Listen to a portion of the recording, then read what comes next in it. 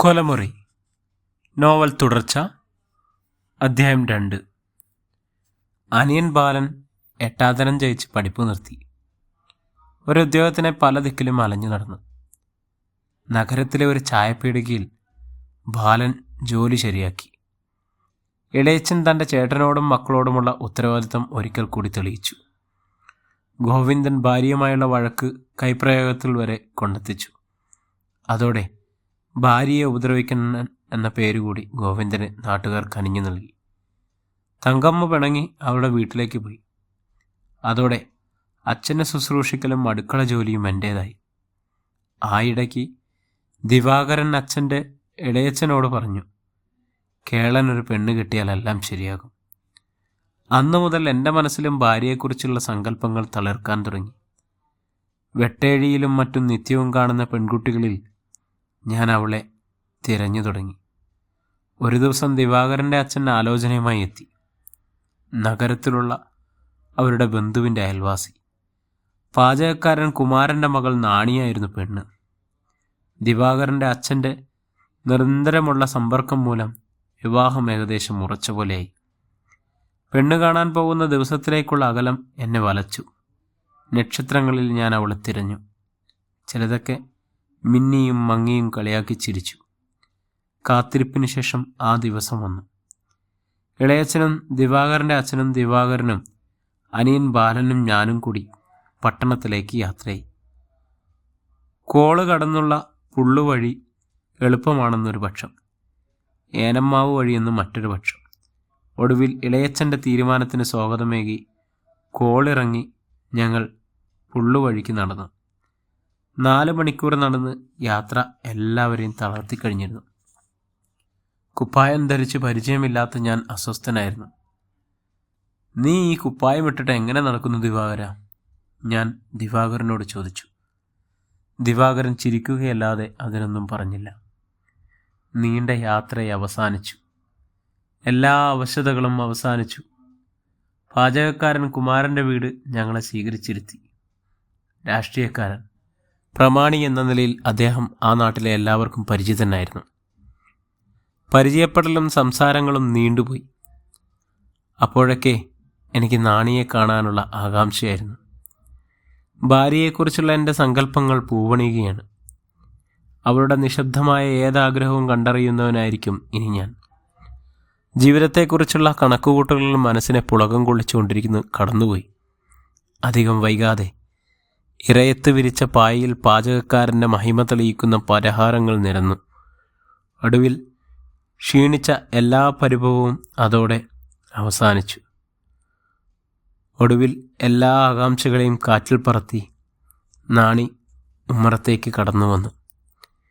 ഉടുത്തിരിക്കുന്ന ബ്ലൗസും സാരിയും നാണിയുടേതല്ലെന്ന് ഒറ്റ നോട്ടത്തിൽ തന്നെ അറിയാമായിരുന്നു. അത് നോക്കി അടക്കിയ ചിരികളുമായിരുന്നു. നാണി മുന്നിൽ തലകുനിച്ചു നിന്നു.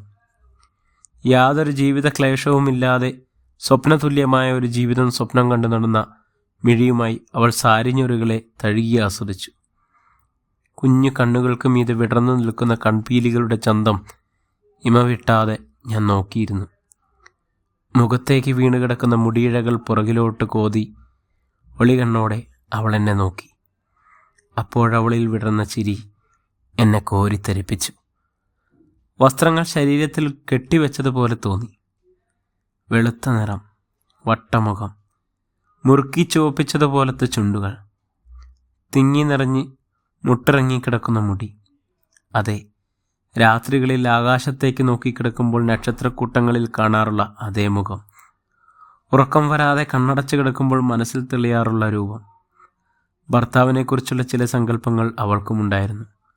കൂട്ടിവെച്ച സ്വപ്നങ്ങളിൽ മുഴുവൻ എന്നെപ്പോലെയുള്ള ഒരുവനായിരിക്കാൻ വഴിയില്ല. എന്നാലും അവളുടെ മുഖത്ത് ഒളിഞ്ഞു കിടക്കുന്ന ചെറുമന്ദഹാസം എന്നിലെ പ്രതീക്ഷകൾക്ക് നിറം കൂട്ടി. ആ മുഖം എവിടെയോ കണ്ടു മറന്ന പോലെ ഞാൻ ഓർക്കുകയായിരുന്നു. അതെ, അവൾ തന്നെ, സ്വപ്നങ്ങളിൽ കടന്നു വരാറുള്ള എൻ്റെ തമ്പുരാട്ടി. ദിവാകരൻ്റെ തോണ്ടൽ പരിസര യാഥാർത്ഥ്യം വിളിച്ചു പറഞ്ഞു. എൻ്റെ ചമ്മല് കണ്ടപാടെ കൂട്ടച്ചിരികൾ ഉയർന്നു. അത് സഹിക്കാനാവാതെ നാണി അകത്തേക്ക് ഓടിക്കയറി. ചിരികൾ തുടർന്നു. ഞാൻ തലകുനിച്ചിരുന്നു. ചായ കുടി കഴിഞ്ഞ് മുതിർന്നവർ മുറ്റത്തേക്ക് ഇറങ്ങി നിന്നു.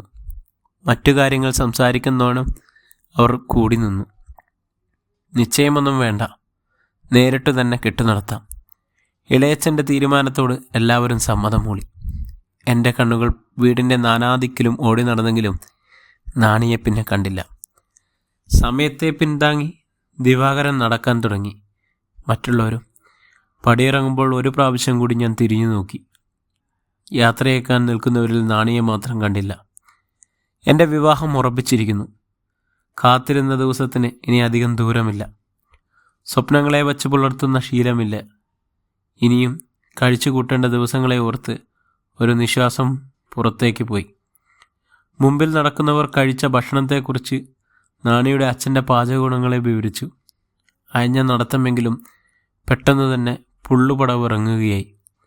കൊയ്ത്തുകാലത്ത് സമൃദ്ധി ഒരുക്കി വിളഞ്ഞു നിൽക്കുന്ന കതിർത്തലപ്പുകൾക്ക് സ്വർണ്ണഭംഗിയുള്ള മഞ്ഞപ്പായിരുന്നു. അപ്പോൾ എനിക്ക് അത്ഭുതം തോന്നി. പോരുമ്പോൾ തോന്നാത്ത ഒരു ഭംഗിയായിരുന്നു വയലുകൾക്ക്. ഇളംകാറ്റിൻ്റെ തലോടൽ പ്രണയത്തിൻ്റെ ചുടുനിശ്വാസങ്ങൾക്ക് കുളിര് പകരുവാൻ വെമ്പൽ കൊള്ളുന്നത് പോലെ ജീവിതത്തിലേക്കൊരു ആശ്വാസത്തിൻ്റെ തലോടൽ അനുഭവപ്പെടുന്നുണ്ട്. വർണ്ണങ്ങൾ ചാലിച്ചു നിൽക്കുന്ന മഴവില്ലിൻ്റെ നിറങ്ങളെ മനസ്സ് അനുകരിക്കുന്നത് പോലെ തോന്നി. ഒരു മന്ദഹാസം സദാ മുഖത്തുണ്ടെന്ന് തോന്നി. തോടുകളിൽ നിന്നും ഒഴുകി വരുന്ന വെള്ളച്ചാലുകളുടെയും കളകളം ഒരു സംഗീതം പോലെ തോന്നി. കഴിഞ്ഞുപോയ ഏതാനും നിമിഷങ്ങളിൽ തന്നെ മാറ്റിയിരിക്കുന്നു. ജീവിതത്തിൽ ഇതുവരെ കാണാത്ത, പരിചയപ്പെടാത്ത ഒരാൾ കടന്നു വരുന്നു. ഇതൊരു സ്വപ്നമല്ല. അതുകൊണ്ട് തന്നെ ഇതാവും ജീവിതത്തിൻ്റെ തുടക്കം. കറമ്പൻ കേരളനോട് ഒരു പെണ്ണിനെ ഇഷ്ടം തോന്നിയിരിക്കുന്നു. ഒരിക്കൽ ഇളയമ്മ എനിക്ക് വേണ്ടി ആലോചിച്ച ശാരദ എന്നെ കേൾപ്പിച്ചുകൊണ്ട് ഇളയമ്മയോട് പറഞ്ഞിരുന്നു, കേളനെ പോലെ ഒരാളിനെ ഒരു പെണ്ണിനും ഇഷ്ടപ്പെടാൻ കഴിയില്ലെന്ന്. അതെൻ്റെ മുഖത്ത് തന്നെ നോക്കിയാണ് അവൾ പറഞ്ഞത്. അന്ന് അവസാനിച്ചതാണ് വിവാഹത്തെക്കുറിച്ചുള്ള എൻ്റെ സങ്കല്പങ്ങൾ. ഗോവിന്ദൻ പെണ്ണ് കെട്ടിയപ്പോൾ ഉള്ളിൻ്റെ ഉള്ളിൽ നടക്കില്ലെന്ന് പറഞ്ഞറിഞ്ഞിട്ടും സ്വപ്നങ്ങളെ സ്വരുക്കൂട്ടാൻ തുടങ്ങി. ഒന്ന് വേഗം നടക്കടാ കേള, ഇരുട്ടു മുമ്പ് കോരയിലെത്തണം. അച്ഛൻ ശാസിച്ചു. ശരിയാണ്, പടിഞ്ഞാറ് ചക്രവാളം ചുവന്നു തുടങ്ങിയിരിക്കുന്നു. ഇന്ന് ചെത്താൻ വൈകും. ദിവാകരൻ്റെ കുപ്പായം ശരീരത്തിൽ നിന്നും ഊരിയെടുത്തപ്പോൾ ഒരാശ്വാസം തോന്നി. അധ്യായം 3. എൻ്റെ വിവാഹം ഉറപ്പിച്ചതറിഞ്ഞ് നാട്ടുകാരെല്ലാം ഒരു വിസ്മയമായി തോന്നിയിരിക്കുന്നു. ഒരുക്കങ്ങൾ അവരെക്കൊണ്ട് വിശ്വസിക്കാൻ നിർബന്ധിതരാക്കുന്നു. ഒരുക്കങ്ങളെന്ന് പറഞ്ഞാൽ ഓലമേഞ്ഞു, ഇറയവും അടുക്കളയും ചാണകം മെഴുകി, മുറ്റത്ത് ചെത്തിയൊതുക്കി. ഇനി അവശേഷിക്കുന്നത് 100 പേർക്കുള്ള സദ്യയാണ്. ചില്ലാനങ്ങൾ മുക്രിയുടെ പീടികയിൽ ഏൽപ്പിച്ചു വരുന്നവർക്ക് ഇരിക്കാൻ കുറച്ച് ചിക്കപ്പായ സംഘടിപ്പിക്കണം. അത് ഇളയച്ചൻ ഏറ്റിട്ടുണ്ട്. മഴയില്ലാത്തത് ഒരനുഗ്രഹമായെന്ന് മുതിർന്നവർ പറഞ്ഞു. ഇളയച്ചൻ വെച്ച് ആർക്കും ഒരു താല്പര്യവും കണ്ടില്ല. തങ്കമ്മയുടെ നിറം പെട്ടെന്ന് മാറി. അവരുടെ കുത്തുവാക്കുകൾ കൂടി വന്നു. തങ്കമ്മ വീട്ടിൽ വന്നത് മുതൽ എൻ്റെയും ബാലൻ്റെയും കിടപ്പു പഴയതുപോലെ മുറ്റത്തേക്കായി. എൻ്റെ കല്യാണത്തോടെ വീട്ടിലുണ്ടാകാൻ പോകുന്ന സൗകര്യക്കുറവിനെക്കുറിച്ച് ഇളയമ്മ ഇടയ്ക്കിടയ്ക്ക് പറയുകയുണ്ടായി. ചാച്ചരക്കി കെട്ടിയിറക്കാനും മുറ്റത്ത് മറ്റൊരു കുടിൽ കെട്ടിമയാനുമൊക്കെ അവസരങ്ങൾ പൊന്തി വന്നു. എന്നാൽ എല്ലാവരെയും അതിശയിപ്പിച്ച് വിവാഹത്തലേന്ന് അച്ഛൻ്റെതായ തീരുമാനം പറഞ്ഞു. കേളൻ തൈവപ്പിൽ കുടിൽ വെച്ച് മാറി താമസിക്കട്ടെ. അത് കേട്ട് എല്ലാവരും ഞെട്ടി.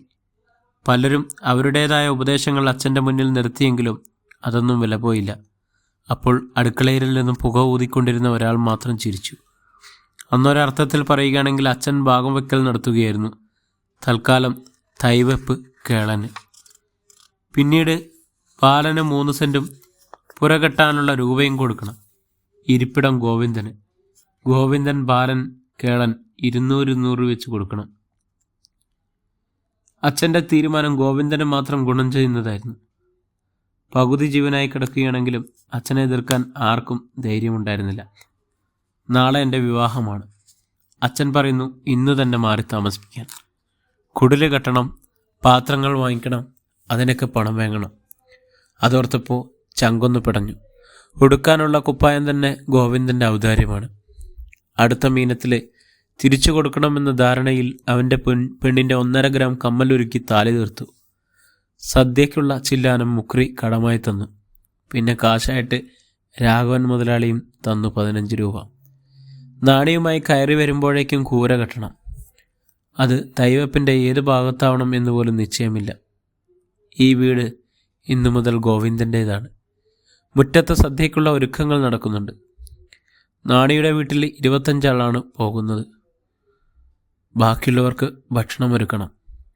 ഒളിഞ്ഞും തെളിഞ്ഞും സഖാക്കൾ പലരും വന്നു. വന്നവരൊക്കെ ചില്ലറകൾ തന്നു സഹായിച്ചു. സഖാക്കളെ കാണുമ്പോൾ പലരും ആവശ്യപ്പെട്ട് സംസാരിച്ചു കൊണ്ടിരുന്നു. അപൂർവമായി തമ്മിൽ കാണുന്നവരായിരുന്നു പലരും.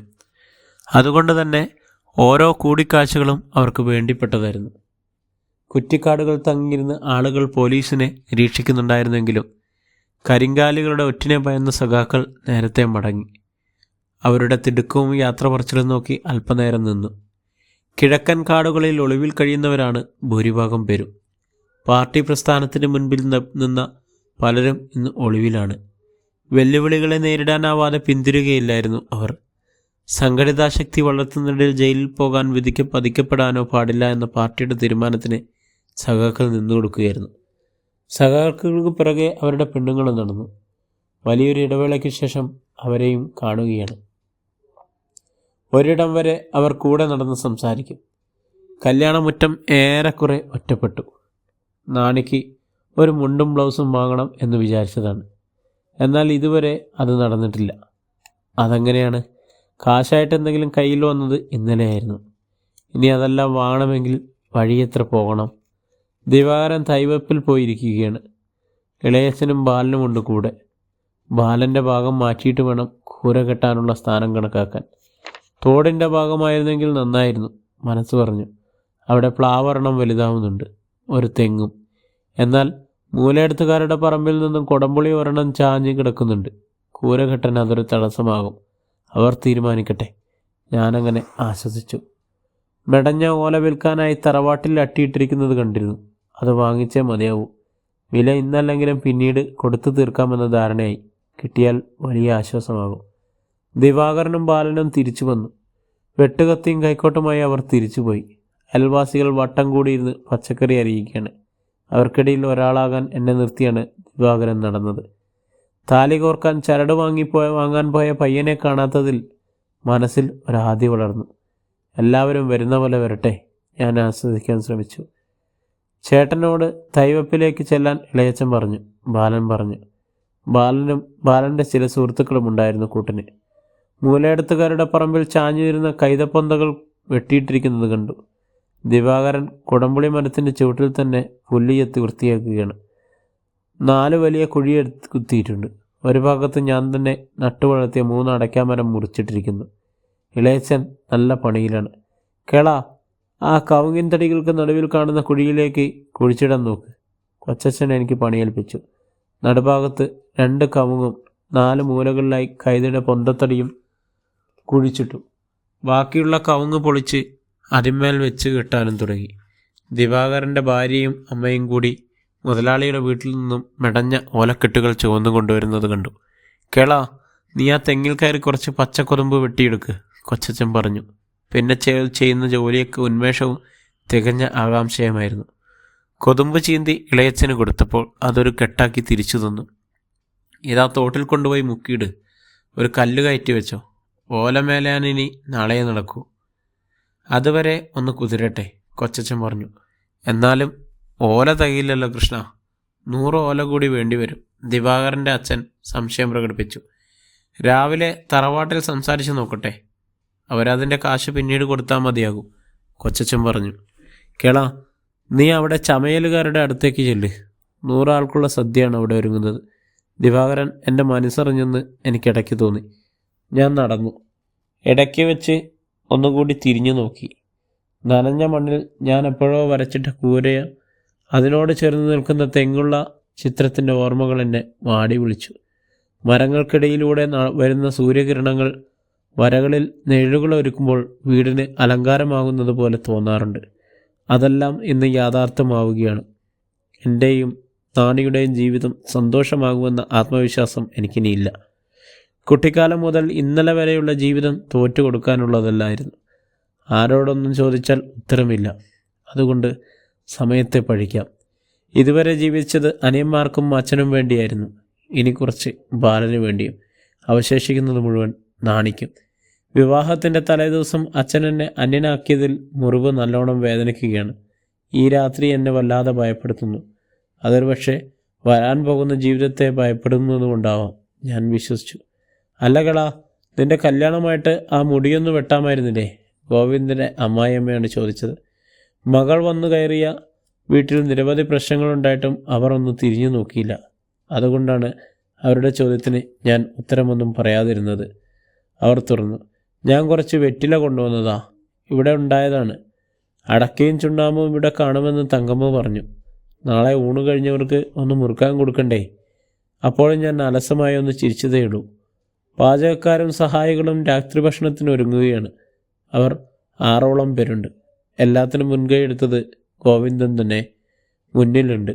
എന്തായാലും അച്ഛൻ്റെ തീരുമാനം തങ്കമ്മന് വലിയ സന്തോഷത്തിലാണ്. ഇനി ഈ വീട് അവർക്ക് സ്വന്തമാണ്. രാത്രി തൻ്റെ ഭീകരതയൊരുക്കി ഇരുട്ടിനെ വിളിച്ചിരുത്തിയിരിക്കുന്നത് കണ്ട് ഞാൻ ഭയന്നു. മഞ്ഞച്ചരട് വാങ്ങാൻ പോയവനെ കാണാത്തതിലുള്ള വേവലാതി വല്ലാതെയുണ്ട്. ഇനി അത് കിട്ടാതെ വരുമോ? രാവിലെ ഇറങ്ങേണ്ടതാണ്. ഞാൻ മനസ്സൊരുക്കി പ്രാർത്ഥിച്ചു. രാത്രി ഭക്ഷണം കഴിഞ്ഞ് വെപ്പുകാർ കിടന്നു. ഇനി പാതിര കഴിഞ്ഞാലേ അവർ എഴുന്നേൽക്കൂ. അയൽപക്കത്തെ സഹായികളും നടന്നു. ബാലൻ എൻ്റെ വിരിപ്പിൽ സ്ഥാനം പിടിച്ചു കിടന്നു. മെടഞ്ഞ ഓലകൾ ബാലൻ്റെ അരികിൽ വിരിച്ച് ഞാനും കിടന്നു. ആകാശത്ത് തെളിച്ചം കുറവായിരുന്നെങ്കിലും മഴയ്ക്കുള്ള സാധ്യതയില്ലായിരുന്നു. അതിൻ്റെ ആശ്വാസമുണ്ട്. അപ്പോൾ നാടും നാട്ടുകാരും കൊയ്ത്തുകാലത്തിൻ്റെ സമൃദ്ധിയിലാണ്. എന്നിട്ടും അരവയർ കൊണ്ട് ജീവിക്കുന്നവരാണ് അധികവും. മനുഷ്യപ്പറ്റില്ലാത്ത മുതലാളിമാരെക്കുറിച്ചോർത്ത് ഞാൻ നെടുവീർപ്പെട്ടു. അവർ ഉറങ്ങിക്കാണുമോ? കാണും. കണ്ടാലറിയാം. അവളുടെ കുട്ടിത്തങ്ങളും മുഖത്തെഴുതി വെച്ചിട്ടുള്ളതും. ഒരു 15-16 വയസ്സായി കാണും. ചുറ്റുമുള്ള നിശബ്ദത ഉറക്കത്തെ മാടി വിളിച്ചു. ഇനി നാളെയും ദിവാകരൻ്റെ പകരം ചെത്തും. അതിൻ്റെ ഒരു ആശ്വാസമുണ്ട്. ഒരു തണുത്ത കാറ്റ് വീശിയടിച്ചു. പാചകച്ചൂളയിൽ ഒരു തീ എരിഞ്ഞമർന്നു. നെഞ്ചിൽ കൈകളമർത്തി ഞാൻ കണ്ണുകളടച്ച് അങ്ങനെ കിടന്നു. അധ്യായം 4. പാചകക്കാരുടെ തട്ടലും മുട്ടലും കേട്ടായിരുന്നു ഞാൻ എഴുന്നേറ്റത്. രാവിലെ തന്നെ കുളിച്ചു. ദിവാകരൻ തന്നെ മുണ്ടും കുപ്പായവും ധരിച്ച് ആളുകളെത്തും മുൻപേ ഒരുങ്ങി നിന്നു. ചിരിക്കുന്നവരും കളിയാക്കുന്നവരുമായിരുന്നു അധികവും.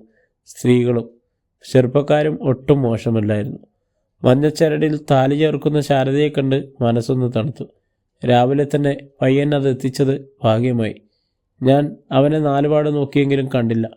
പെണ്ണു കൊണ്ടുവരാൻ പോകേണ്ടവർ മുറ്റത്ത് കൂടി നിൽക്കുന്നുണ്ട്. അതിൽ സ്ത്രീകൾ കൂടുതൽ ഉല്ലാസഭരിതരായിരുന്നു. അവർ കാണുന്ന ആഹ്ലാദമൊക്കെ 4 മണിക്കൂറോളം നടക്കുന്നതിനിടെ തീരും. എങ്കിലും പാചകക്കാരൻ കുമാരൻ്റെ വിഭവങ്ങളും വിവരണങ്ങളും മുതിർന്നവരുടെ മുഖ്യ സംഭാഷണമായിരിക്കുന്നു. അതിൻ്റെ ഒരു സന്തോഷം പോകുന്നവരിൽ പ്രത്യേകിച്ചുമുണ്ട്. കൊച്ചച്ഛനും ദിവാകരനും ശാരദയും കുടിലിൻ്റെ ബാക്കിയുള്ള പൂർത്തീകരണം ഏറ്റവും നടന്നു. ആ ഒഴിവിലേക്ക് തങ്കമ്മുവിൻ്റെ അമ്മയും സഹോദരനും ഇടം പിടിച്ചു. തിരിച്ചു വരുമ്പോൾ ഒരാൾ കൂടി ഉണ്ടാവും. അവളെത്തുന്നതിന് ഇനി മണിക്കൂറുകളെ വേണ്ടു. ഇന്നെൻ്റെ കല്യാണമാണ്. കുറ്റങ്ങളും കുറവുകളും ഏറെ കണക്കാക്കുന്ന ചുറ്റുപാടിൽ കുറുമ്പനും വികൃതനുമായ കേളനും വിവാഹിതനാവുന്നു. മുതിർന്നവർ നടന്നു തുടങ്ങി. ഞാൻ അച്ഛൻ്റെയും കൊച്ചച്ഛൻ്റെയും പാദങ്ങൾ തൊട്ട് വന്ദിച്ചു. അമ്മയെ മനസ്സാ സ്മരിച്ചു. അവർക്ക് മുന്നിൽ നടന്നു. ഗോവിന്ദനും തങ്കമ്മുവും എല്ലാത്തിനും നേതൃത്വം നൽകി. പെണ്ണുങ്ങളുടെ അടക്കം പറച്ചിലും കണ്ണേറുകളും പൊട്ടിച്ചിരികളും തുടക്കത്തിലുണ്ടായിരുന്നു. അത് ഘട്ടമായി കുറഞ്ഞു തന്നു. കാലമേൽപ്പിച്ച വേവലാതികളുമായി എല്ലാവർക്കും പിറകെ നടക്കുമ്പോൾ ഒരു പ്രതീക്ഷ വഴികാട്ടിയാകുന്നുണ്ടെന്ന് തോന്നി. ചമയങ്ങളില്ലാത്ത കൂട്ടത്തിൽ കല്യാണ ചെറുക്കൻ ഞാനെന്ന് ആർക്കും തിരിച്ചറിയാനായില്ല. വഴിയോരങ്ങളിൽ പ്രായം ചെന്നവർ യാത്രയിലുടനീളം ചെക്കനെക്കുറിച്ചും പെണ്ണിനെക്കുറിച്ചും ആരായുമ്പോൾ എല്ലാവരുടെയും നോട്ടം എന്നിൽ തറയുന്നുണ്ടായിരുന്നു. അതൊന്നും ശ്രദ്ധിക്കാതെ ഞാൻ ചേനൻ കോളിൻ്റെ ഭംഗി ആസ്വദിച്ച് നടന്നു. ഇടയ്ക്ക് വീശിക്കൊണ്ടിരിക്കുന്ന കാറ്റ് തോട്ടിലെ ജലനിരപ്പിലെ കൊച്ചോളങ്ങളിൽ കരയിലെത്തിക്കാൻ തിരക്ക് കൂട്ടുന്നതും ചോനൻ കോളിൻ്റെ കരയിലെ പുൽപ്പരപ്പുകളും മരങ്ങളും ഒന്നിച്ച് പൂക്കൾ വിടർത്തി നിൽക്കുന്നതും ഞാൻ ആസ്വദിച്ച് നടന്നു. അപ്പോൾ കൊട്ടും കുറവയും കേട്ടു തുടങ്ങിയിരിക്കുന്നു. നടത്തം കോൾനിലങ്ങളെ പിന്നിട്ടതറിഞ്ഞില്ല. നീണ്ടുകിടന്ന ചെമ്മൺപാതക്കിട്ടതും നാണിയുടെ വീട്ടിലെത്തിയതും പെട്ടെന്നായിരുന്നു. സ്വീകരിക്കാൻ നാണിയുടെ അമ്മ വിളക്കും നിറയുമായി പടിക്കൽ തന്നെ കാത്തുനിന്നു. പാചകക്കാരൻ കുമാരൻ്റെ രണ്ടാമത്തെ മകളുടെ വിവാഹത്തിന് ഒരു ജനാരവം തന്നെ ഉണ്ടായിരുന്നു. അവരുടെ ശ്രദ്ധ മുഴുവൻ എന്നിൽ തന്നെയായിരുന്നു. പരിഹസിച്ചും പുച്ഛിച്ചും അധികം പേർ കൂടി നിന്നു. ആ കുഞ്ഞിപ്പെണ്ണിന് ഈ ചെക്കനോ? ചോദ്യം പലവട്ടം പലരും ആവർത്തിച്ചു. ചിലർ മൂക്കത്ത് വിരൽ വെച്ച് മാറി നിന്നു. പന്തലിൻ്റെ നടുവിൽ ഒരുക്കിയിരുന്ന കുളത്തിനരികിൽ എന്നെ ഇരുത്തി. കാഴ്ചക്കാരുടെ നടുവിൽ വിനയാതീതനായി ഞാനിരുന്നു. അധികം സമയമെടുക്കാതെ നാണിയും നടന്നെടുത്തു. നാണിയുടെ കൃഷ്ണമണികൾ ഞാനിരുന്ന വശത്തേക്ക് ചലിക്കുന്നതുകൊണ്ട് കൂട്ടച്ചിരികൾ വരുന്നു. നാദസ്വരം മുറുകി.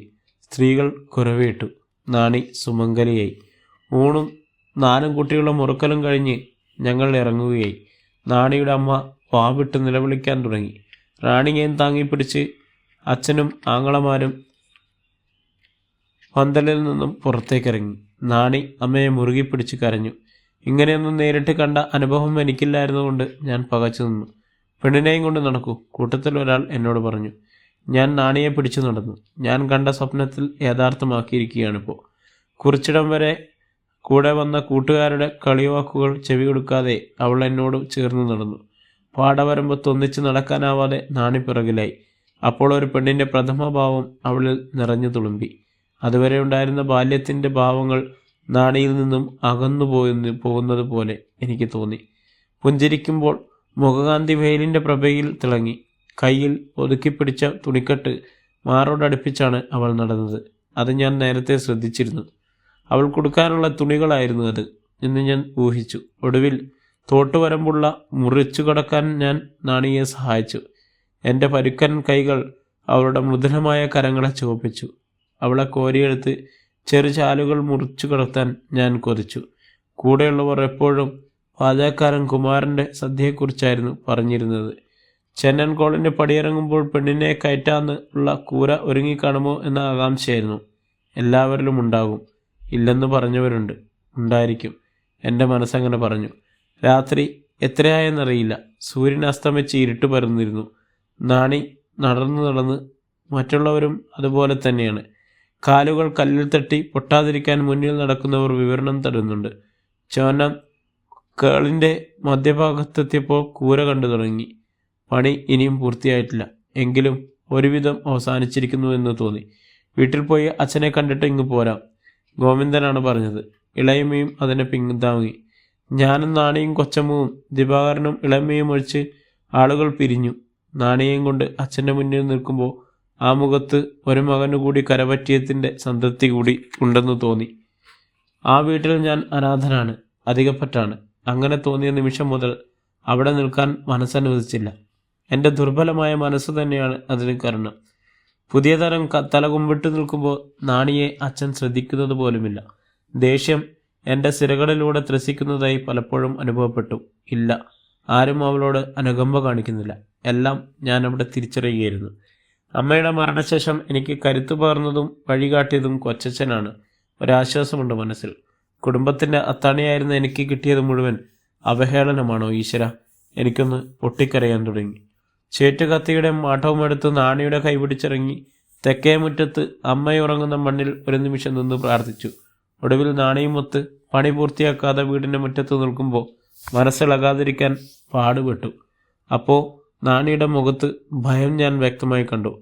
കേള, ആ ഓലക്കെട്ട് ദിവാറിൻ്റെ അടുത്തേക്ക് എത്തിച്ചു കൊടുക്ക്, കൊച്ചച്ഛൻ പറഞ്ഞു. ഓലക്കെട്ടുമായി ദിവാറിൻ്റെ അടുത്തേക്ക് നടക്കുമ്പോൾ ബാക്കിയുള്ള ഓലയെടുക്കാൻ നാണിയും പോകുന്നത് കണ്ടു. സദ്യയ്ക്ക് ബാക്കി വന്ന ചോറും കറികളുമായി ഇളയമീൻ ദിവാറിൻ്റെ പെണ്ണും വന്നു. കുറച്ചു നേരം കൊണ്ട് പുരയുടെ പണി തീർന്നു. ഇനി അവശേഷിക്കുന്നത് പുറത്തേക്ക് തള്ളി നിൽക്കുന്ന ഓലയുടെ തുമ്പരിയിലും ചെറ്റവാതിലിൻ്റെ പണിയിലുമാണ്. ദിവാകരനും ഇളയച്ചനും തോട്ടിലിറങ്ങി കുളിച്ചു. പുളിഞ്ചോട്ടിലുള്ള കുഞ്ഞു കുളത്തിൽ നാണിക്കൊപ്പം കൈയും മുഖവും കഴുകിപ്പോന്നു. പൂരയ്ക്കകത്ത് വിരിച്ചിട്ട് ഓലയിൽ നിവർത്തി വെച്ച് വാഴയിലയിൽ വക്കി വെച്ച വന്ന വിഭവങ്ങൾ വിളമ്പി ഇളയമ്മ. അപ്പോൾ ഒരു സന്തോഷം കണ്ണുകളെ നനച്ചു. കേള, നാളെ രാഘവൻ മുതലാളി വീട്ടിൽ നിന്നും ചാണകം കിട്ടും. അമ്മായിയോട് പറഞ്ഞേൽപ്പിച്ചിട്ടുണ്ട്. അതുകൊണ്ട് അകം നന്നായി വഴുകണം. ഇളയമ്മ തുറന്നു. രാവിലെ വീട്ടിലേക്ക് വന്ന വെക്കാനുള്ള പാത്രങ്ങൾ ഞാൻ തരാം. ചോറ് വെക്കാനും കറി വെക്കാനും ഉണ്ടാവും. ചായ തിളപ്പിക്കാനും അത് മതി. ബാക്കിയൊക്കെ നമുക്ക് പിന്നെ പതിയെ വാങ്ങാം. എല്ലാം കേട്ടുനിന്ന് നാണിയുടെ മുഖവും ഒന്ന് വിളറി. വിരണ്ട കണ്ണുകളും കൊണ്ട് ഒന്നുറക്കെ കരയാൻ എനിക്ക് തോന്നി. ദിവാകരനും കൊച്ചച്ഛനും ഞാനും ഭക്ഷണം കഴിച്ചു. ഉണ്ട ഇലയെടുക്കാൻ തുനിഞ്ഞ എന്നെ ഇളയമ്മ വിലക്കി. അവിടെ തന്നെ വെക്ക്. ഞങ്ങൾ എഴുന്നേറ്റു. കൈ കഴുകി തിരിച്ചു വരുമ്പോൾ അതേ ഇളയമ്മയും ഇലയിൽ തന്നെ 3 പെണ്ണുങ്ങളും ഭക്ഷണം കഴിക്കുന്നത് കണ്ടു. ഇളയമ്മയും ശാരദയും ചിരിച്ചു. നാണി തലതാഴ്ത്തിയിരിക്കുന്നു. ആ രാത്രിയിൽ ഞങ്ങൾ ഒരാത്മാവും 2 ശരീരവുമായി തീർന്നു. നേരം വെളുക്കം വരെ ഇരുട്ടിൻ്റെ മറപിടിച്ച് ഞങ്ങൾ പലതും അറിഞ്ഞു. എൻ്റെ നെഞ്ചിൽ തലവെച്ച് കിടക്കുമ്പോൾ ആ തളർച്ച നാണിയിൽ അനുഭവപ്പെട്ടു. കേളാ കേളാ, പുറത്തുനിന്നും ദിവാകരൻ്റെ ശബ്ദം കേട്ടു. നേരം വെളുത്തിരിക്കുന്നു. പിടഞ്ഞെഴുന്നേറ്റ് നാണി വിട്ടുമാറിക്കിടക്കുന്ന വസ്ത്രങ്ങൾ വാരിയെടുത്ത് ഒരു ഭാഗത്തേക്ക് മാറി നിന്നു. ദിവാകരനും ശാരദയും ഞങ്ങൾക്കൊരു തയ്യാറെടുപ്പിനായി കാത്തുനിന്നു. നീ ഇന്ന് ചെത്താനൊന്നും പോണ്ട, ഞാൻ നോക്കിക്കൊള്ളാം. കുറച്ച് അരിയും പരിപ്പും കൊണ്ടുവന്നിട്ടുണ്ട്. ഇളയമ്മ ബാലൻ്റെ കയ്യിൽ പാത്രങ്ങൾ കൊടുത്തയക്കും. ബാക്കിയെ നമുക്ക് വഴിയിൽ നോക്കാം, ദിവാകരൻ പറഞ്ഞു. തീ കിട്ടാൻ ഒരിടം. നാണി 4 ഭാഗത്തേക്കും നടന്നു നോക്കി. തെക്കുകിഴക്ക് ഭാഗം നോക്കി തൽക്കാലം ഒരു അരിപ്പ് കൂട്ടി ഞങ്ങൾ ജീവിതം ആരംഭിച്ചു. എല്ലാത്തിനും ശാരദ മുൻകൈയെടുത്തു. അധ്യായം 5. എന്താടോ കേള, ഇന്നും പണിക്കൊന്നും പോയില്ലേ? പിന്നിൽ നിന്നുള്ള ചോദ്യം കേട്ട് ഞാൻ ഞെട്ടിത്തിരിഞ്ഞു നോക്കി. അത് കളവണ്ടിക്കാരന് വറീത് മാപ്പിളയായിരുന്നു. ഇല്ല, സമരമാണ്. ചെത്തുകാരുടെ അവകാശങ്ങൾ നേടിയെടുക്കാനുള്ള സമരം, ഞാൻ പറഞ്ഞു. എൻ്റെ വാക്കുകൾ കേട്ട് അയാൾ മിഴിച്ചു നിന്നു. ഇതുവരെ അയാൾ അങ്ങനെയൊന്നും സംസാരിക്കുന്നത് ആളുകൾ കേട്ടിട്ടേയില്ല. എങ്കിലും അയാളോട് കുറച്ചെങ്കിലും പറയണമെന്ന് തോന്നി. വെട്ടേഴിയിൽ ആളുകൾ യാത്രക്കാരുമുണ്ട്, അവരെല്ലാം കേൾക്കണമല്ലേ? ഞാൻ സംസാരിച്ചു. ഒരു പറ കള്ളന്നാൽ അരണയാണ് കൂലി. അതുകൊണ്ട് ജീവിക്കാൻ പറ്റുമോ മാപ്പിളെ? തൊട്ടുകൊട്ടാനുള്ള മുളകിനും ഉപ്പിനും വീട്ടിലെ സ്ത്രീകൾ മുതലാളിമാരുടെ വീടുകളിൽ പുറംപണി ചെയ്യണം. കള്ളിൻ്റെ വിലയൊക്കെ തീരുമാനിക്കുന്ന മുതലാളിമാരുടെ സൗകര്യാർത്ഥമാണ്. ഒരു പറ കള്ളിനെ ഒരണ മാത്രം വേണം. അത് മേടും വരെ ഞങ്ങൾ ഈ സമരം തുടരും. മാത്രമല്ല, ഇന്ന് രാവിലെ ചേരുന്ന യോഗത്തിൽ പല പ്രമുഖരായ സഖാക്കളും പങ്കെടുക്കുന്നുണ്ട്. ഒരു തീരുമാനമാകും വരെ ഞങ്ങൾ അവർക്കൊപ്പമുണ്ടാകും. ഞാൻ കിതച്ചുകൊണ്ട് പറഞ്ഞു നിർത്തി. വെട്ടേഴിയിലുണ്ടായിരുന്ന യാത്രക്കാർ ഒരു പ്രസംഗം കേൾക്കുന്നത് പോലെയാണ് അത് കേട്ടുനിന്നത്. വഴിയരികിലെ വീടുകളിൽ നിന്ന് സ്ത്രീകളും കുട്ടികളും വന്ന് തടിച്ചുകൂടിയിരിക്കുന്നു. അവരുടെയൊക്കെ മനസ്സിൽ ഞാനൊരു കമ്മ്യൂണിസ്റ്റുകാരനായിരിക്കുന്നു. ഞാൻ ചുറ്റുമൊന്ന് ശ്രദ്ധിച്ചു. ആളുകളുടെ മുഖത്ത് ഒരേ സമയം ഭയവും വിസ്മയവും ഉണ്ടായിരിക്കുന്നു. നടക്കും മുമ്പ് കൈ ഉയർത്തി ഉറക്കെ വിളിച്ചു പറഞ്ഞു, ദാൽസലാം സഖാക്കളെ. അവിടെ കൂടിയവരെല്ലാം അത് ഏറ്റു പറഞ്ഞു. ഇടവഴിയിൽ ഇറങ്ങി തിരുവയിലെത്തിയ ഞാൻ ഒന്നുകൂടെ തിരിഞ്ഞു നോക്കി. വെട്ടേഴിയിൽ പറഞ്ഞത് ഒരു പ്രസംഗമായി കണക്കാക്കി കവലയിലാകെ ആളുകൾ കുടുങ്ങി നിൽക്കുന്നു. കരിങ്കാലിയിൽ വാർത്ത കാട്ടുതീ പോലെ പടർന്നു. ഏനമ്മാവിൽ പുതുതായൊരു സഖാവ് കൂടി ജന്മമെടുത്തതായി വാക്കുകൂടി. കൊച്ചച്ഛനെ കണ്ട ഓലയുടെ കാര്യം ഏൽപ്പിച്ചു. വിലയും മറ്റും തീർപ്പാക്കി വരുമ്പോഴേക്കും വായിലും തലയ്ക്കും മുകളിൽ നിന്നും തീ അങ്ങനെ നിൽക്കുന്നു. വെയിലും ഉദിച്ചു നിൽക്കുന്നു. ചേനം കോളിലേക്ക് വെള്ളം ചവിട്ടിക്കയറ്റുന്ന ചയൽവരമ്പിലൂടെ നടത്തം. ഒഴുക്കിനെതിരെ പരൽമീനുകൾ നീന്തി തുടിക്കുന്നു. ഉച്ചയൂണിന് വിട്ടിരിക്കുന്ന കുട്ടികൾ വെട്ടേഴിയിൽ കൂട്ടമായി പോകുന്നത് കണ്ട് നിഴലിൻ്റെ നീളം നോക്കി മക്കൾ വീട്ടിലെത്തി കാണുമെന്ന് ഞാൻ ഊഹിച്ചു. വരമ്പ് അവസാനിച്ച് തോട് മുറിച്ച് കടന്നാൽ പിന്നെ ഞാറ്റ് കണ്ടങ്ങളാണ്. അവിടെ നിന്ന് നോക്കിയാൽ കൂരക്കണം. വീട്ടിൽ ആളുകൾ കൂടി നിൽക്കുന്നത് ഞാൻ കണ്ടു. ഭയന്നു. പിന്നെ ഞാൻ ഓടുകയായിരുന്നു. കൂടി നിൽക്കുന്നവർ 10-40 പേരെങ്കിലും കാണും. എൻ്റെ ഓട്ടത്തിൻ്റെ ശക്തി കൂടി. അത്രയ്ക്കധികം തടിച്ചുകൂടിയ ആളുകളെ കണ്ട് ഞാൻ തളർന്നു വീഴുമെന്ന് എനിക്ക് തോന്നി. എന്താ എല്ലാവരും അവിടെ കൂടി നിൽക്കുന്നത്? നാണി എവിടെ? മക്കളെവിടെ? ആളുകൾ 2 വഴിക്കായി മാറി നിന്നതല്ലാതെ മറുപടിയൊന്നും പറഞ്ഞില്ല. കൂട്ടത്തിൽ ദിവാകരനുമുണ്ടായിരുന്നു. അവൻ എൻ്റെ അടുത്തേക്ക് വന്ന് തോളിൽ പിടിച്ചു കുലുക്കിക്കൊണ്ട് പറഞ്ഞു, ഡാ, നമ്മുടെ നേതാക്കളെല്ലാം നിന്റെ കൂരയിൽ വന്നിരിക്കുന്നു. ഞാനൊന്ന് ഞെട്ടി. എല്ലാവരും അകത്തേക്ക് കയറി. അവരുടെ കൂടെ അടുത്തേക്ക് വന്നു നിന്നു. നിലത്ത് പായയിലിരിക്കുന്ന സഖാക്കൾ എന്നെ കണ്ടെഴുന്നേറ്റ് നിന്ന പിന്നെ എൻ്റെ തോളിൽ പിടിച്ചു. സഖാവ് കേളാ, പാർട്ടി നിന്റെ പ്രവർത്തനങ്ങളിലേക്ക് സ്വാഗതം ചെയ്യുകയാണ്.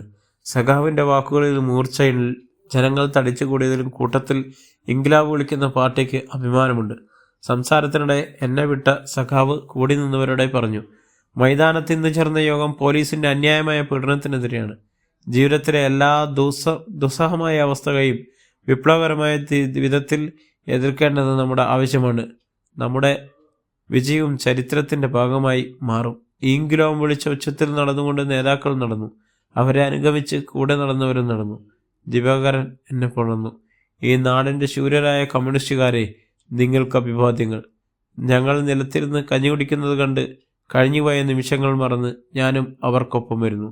നാണി എനിക്ക് കൂടി കഞ്ഞി വിളമ്പിക്കഴിഞ്ഞിരുന്നു. എനിക്ക് എന്നും നാണിക്ക് കൊടുക്കാറുള്ള പ്ലാവിലക്കഞ്ഞി പതിവ് പോലെ വായിലേക്ക് ഒഴിച്ചു കൊടുത്തു. വിരലുകൾ അവളുടെ ചുണ്ടിലൊന്ന് സ്പർശിച്ചപ്പോൾ രാവിലെ കഴിഞ്ഞുപോയ നിമിഷങ്ങൾ പുനർജനിക്കുന്നത് പോലെ എനിക്ക് തോന്നി. അനുരാഗത്തിൻ്റെ ഗതി തേടിപ്പോയ കൈതപ്പൂവിൻ്റെ ഗണമണമുള്ള കാറ്റ് നാണിയെ ഒന്നുലച്ചുകൊണ്ട് കടന്നുപോയി. എൻ്റെ നോട്ടത്തിന് മുന്നിൽ നാണി തലകുനിച്ചിരുന്നു. ഓരോ പ്ലാവിലക്കഞ്ഞി മക്കളുടെ വായിലേക്ക് ഒഴിച്ചു കൊടുത്തു. വിശപ്പടങ്ങിയ ആവേശത്തിൽ എറിയത്ത് മലർന്നു കിടന്ന പാതി വെച്ച് കെട്ടപ്പോൾ ചെവിയിൽ തിരികിയ വീടിയെടുത്ത് കത്തിച്ചു പഴയകാല ഒരു കാലത്തിലേക്ക് ഓടിയെടുക്കുകയായിരുന്നു. പ്രിയമുള്ളവരെ, ഈ നോവൽ ഇവിടെ തുടരുകയാണ് കേട്ടോ. ഇതിൻ്റെ അടുത്ത ഭാഗത്തിനായി നമ്മുടെ ചാനൽ സബ്സ്ക്രൈബ് ചെയ്യുക, ബെല്ലൈക്കൺ അമർത്തുക.